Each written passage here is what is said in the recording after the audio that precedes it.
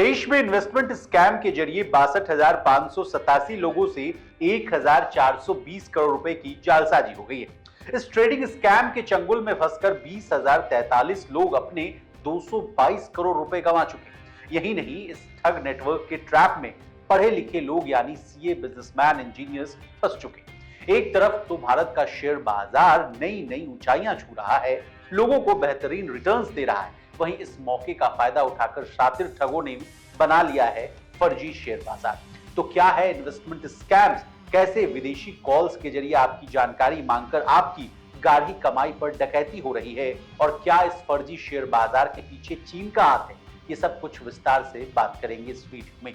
तो अंत तक इस वीडियो को देखिए, जिसमें हम बताएंगे कि ये फ्रॉड कैसे कैसे तिक्रम कर रहे हैं और देश के पढ़े लिखे लोगों के साथ ठगी को अंजाम दे रहे हैं। नमस्कार, आप देख रहे हैं लोकमत हिंदी और मैं हूं आपके साथ विशाल शर्मा। सबसे पहले स्टॉक मार्केट से ठगी और इन्वेस्टमेंट स्कैम के आंकड़े कहां से जारी किए गए, इससे कहानी की शुरुआत करते हैं। साइबर क्राइम कोऑर्डिनेशन सेंटर यानी I4C ने ये आंकड़े जारी किए। ये साइबर अपराधों पर निगाह रखने वाली एक संस्था है। इसने देश में जनवरी से लेकर अप्रैल 2024 के बीच कितने साइबर क्राइम हुए और इससे कितने का नुकसान हुआ, इसका आंकड़ा जारी किया।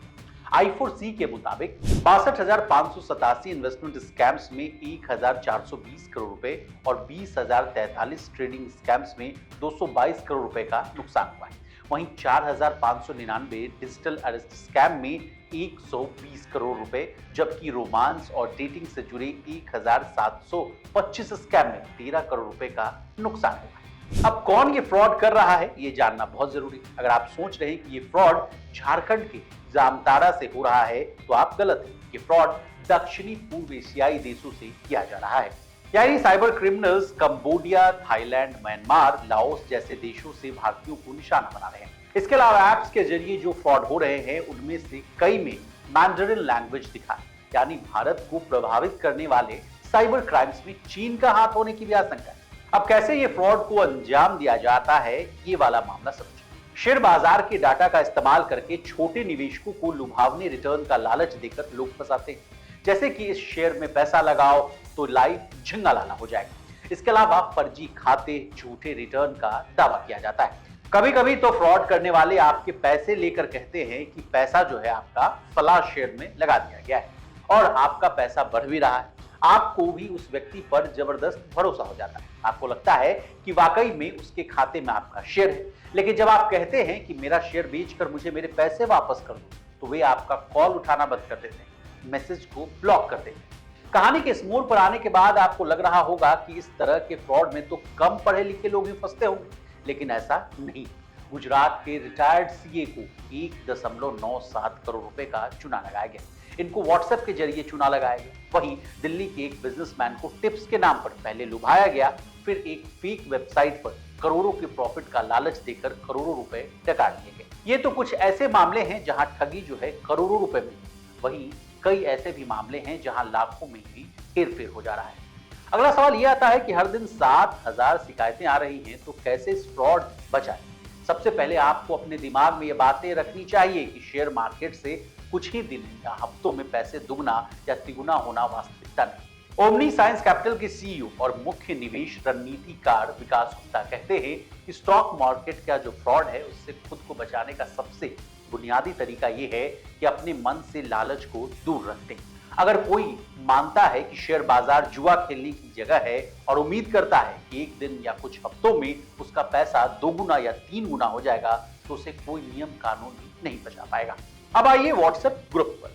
आप किसी भी तरह के अनजाने कॉल्स, एसएमएस और ईमेल से एकदम दूर रहिए। किसी भी व्हाट्सएप ग्रुप में ऐड होने से पहले चेक कर लीजिए कि इसका एडमिन कौन है। अगर कोई खुद को फाइनेंस से जुड़ा हुआ बता रहा है, तो उसका रजिस्ट्रेशन नंबर मांगिए। किसी भी ऐप के जरिए निवेश करते समय ये भी जांच लीजिए कि वो कितना वैध है, यानी वैलिड है। अब आइए इन्वेस्टमेंट ऐप पर। अगर कोई आपको स्टॉक निवेश ऐप की जानकारी देता है, सेबी लाइसेंस की तुरंत तलाश कीजिए, सर्च कीजिए कि है या नहीं उसके पास, और यदि यह एक एनबीएफसी है तो आरबीआई लाइसेंस चेक करें। रेयन एपीके ऐप्स को डाउनलोड करने से एकदम बचिए, यानी कि ये वो ऐप्स होते हैं जो गूगल प्ले स्टोर और एप्पल स्टोर पर लिस्टेड नहीं होते। और तो और रिवॉर्ड, लॉटरी, लोन या उच्च रिटर्न वाले निवेश की पेशकश की जाए या उसका दावा किया जाए, तो वैसे मैसेजेज या कॉल से भी आप सावधान। इसके अलावा एहतियात के तौर पर अपनी पासवर्ड को जो है वो बार बार कभी भी अपनी व्यक्तिगत वित्तीय जानकारी, जो फाइनेंशियल जानकारी है, पासवर्ड है या लॉगिन का क्रेडेंशियल्स है, किसी के साथ भी साझा ना करें। भले ही वो किसी प्रतिष्ठित फर्म के हो, कंपनी का हो, बैंक का हो।